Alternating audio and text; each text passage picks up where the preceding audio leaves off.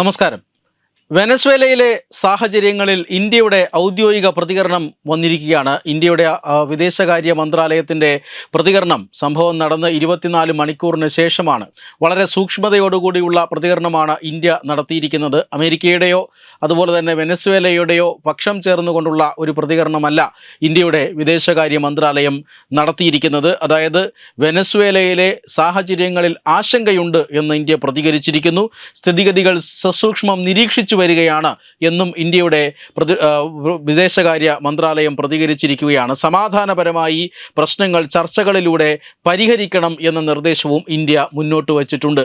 അമേരിക്കയുടെ പേര് ഈ പ്രതികരണത്തിൽ ഒരിടത്തും പ്രതിപാദിക്കാതെയാണ് ഇന്ത്യയുടെ പ്രതികരണം വന്നിട്ടുള്ളത്. മാത്രമല്ല ഈ രണ്ട് രാജ്യങ്ങളും അത് കൃത്യമായി തന്നെ ചർച്ചകളിലൂടെ പ്രശ്നപരിഹാരങ്ങൾ കാണണം. ഈ പറയുന്ന സൈനിക നടപടി അതിനൊരു പരിഹാരമല്ല എന്ന അർത്ഥത്തിലാണ് ഇന്ത്യ പ്രതികരിച്ചിരിക്കുന്നത്. കഴിഞ്ഞ ദിവസം ഇന്ത്യൻ പൗരന്മാർക്കായി ജാഗ്രതാ മുന്നറിയിപ്പ് ഇന്ത്യയുടെ വിദേശകാര്യ മന്ത്രാലയം നൽകിയിരുന്നു. അതായത് വെനസ്വേലയിൽ അമേരിക്കയുടെ വ്യോമാക്രമണം ആരംഭിച്ചതിന് ശേഷം വെനസ്വേലയിലേക്കുള്ള യാത്ര ഒഴിവാക്കണം എന്ന് ഇന്ത്യൻ പൗരന്മാരോട് വിദേശകാര്യ മന്ത്രാലയം അഭ്യർത്ഥിച്ചിട്ടുണ്ട്. വെനസ്വേലയിൽ ഇപ്പോൾ തന്നെയുള്ള പൗരന്മാർ അവിടെ സുരക്ഷിതരായി തുടരണം എന്നാണ് വിദേശകാര്യ മന്ത്രാലയത്തിൻ്റെ അറിയിപ്പ്.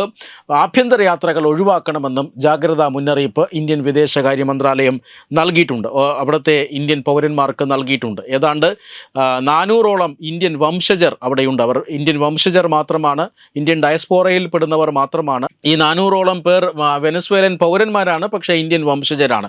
ഇന്ത്യൻ പൗരന്മാരായിട്ടുള്ള 250 പേർ മാത്രമേ വെനസ്വേലയിലുള്ളൂ. ഇങ്ങനെ വളരെ ചെറിയൊരു ഇന്ത്യൻ ഡയസ്പോറ മാത്രമാണ് വെനസ്വേലയിലുള്ളത്. അത് 1970കളിലൊക്കെ ധാരാളം ആളുകൾ വെനസ്വേലയിൽ ഇന്ത്യൻ പൗരന്മാർ ഉണ്ടായിരുന്നു.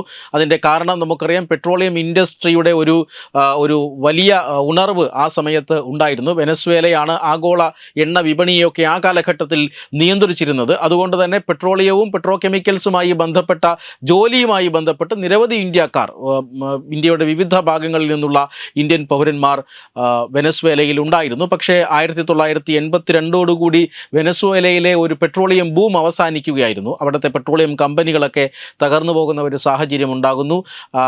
പെട്രോളിയം ഉൽപ്പാദനത്തിൽ വലിയ കുറവ് വെനസ്വേലയിൽ ഉണ്ടാകുന്നു. ഈ സാഹചര്യത്തോടു കൂടി നിരവധി ആളുകൾ മറ്റു രാജ്യങ്ങളിലേക്ക് കുടിയേറുകയാണ് ചെയ്തത്. ഇപ്പോൾ നിലവിൽ എന്തായാലും 280ഓളം ഇന്ത്യൻ പൗരന്മാർ മാത്രമേ വെനസ്വേലയിലുള്ളൂ. 400ഓളം വരുന്ന ഇന്ത്യൻ വംശജരും അവിടെയുണ്ട്. അവരോട് സുരക്ഷിതമായി അവിടെ തുടരാനാണ് ഇന്ത്യൻ വിദേശകാര്യ മന്ത്രാലയം നിർദ്ദേശിച്ചിരിക്കുന്നത്. എന്തായാലും സ്ഥിതിഗതികൾ ഇന്ത്യ നിരീക്ഷിച്ചു വരികയാണ്. ഇന്ത്യക്കാരെ ഒഴിപ്പിക്കേണ്ട സാഹചര്യം തൽക്കാലമില്ല എന്നാണ് ഈ കേന്ദ്ര സർക്കാരിൻ്റെ ഒരു വിലയിരുത്തൽ. കാരണം സംഘർഷം അവിടെ ഉണ്ടാകുന്നില്ല എന്നുള്ളതാണ്. പ്രസിഡന്റിനെ നേരെ പിടികൂടി ന്യൂയോർക്കിൽ എത്തിച്ചതോടുകൂടി അമേരിക്കയുടെ സൈനിക നടപടി അവിടെ അവസാനിക്കുന്നുണ്ട്. അമേരിക്കൻ നടപടിക്കെതിരെ വലിയ പ്രതിഷേധങ്ങളൊന്നും വെനസ്വേലയിൽ ഉണ്ടാകുന്നില്ല.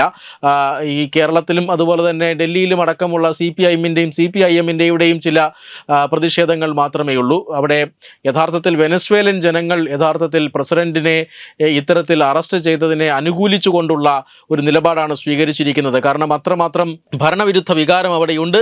അവിടുത്തെ ജനങ്ങൾ തെരുവുകളിൽ നൃത്തം ചെയ്തും മറ്റുമാണ് ഈ സൈനിക നടപടി ആഘോഷിക്കുന്നത്. അമേരിക്കയോട് പിന്തുണ പ്രഖ്യാപിച്ചുകൊണ്ടുള്ള ഒരു നയമാണ് അവിടെ ഉള്ളത്. എന്തായാലും വൈസ് പ്രസിഡന്റിനോട് അധികാരം ഏറ്റെടുക്കാൻ സുപ്രീം കോടതി നിർദ്ദേശിച്ചിട്ടുണ്ട്. അതിനെ അമേരിക്ക എതിർത്തിട്ടുമില്ല. എന്തായാലും ഒരു താൽക്കാലിക ഭരണകൂടം അവിടെ വരുന്നതുവരെ വെനസ്വേലയുടെ ഭരണം അമേരിക്കയുടെ കൈകളിലായിരിക്കുമെന്ന് അമേരിക്ക അറിയിക്കുകയും ചെയ്തിട്ടുണ്ട്. വെബ് ഡെസ്ക് തത്തുമൈ ന്യൂസ്.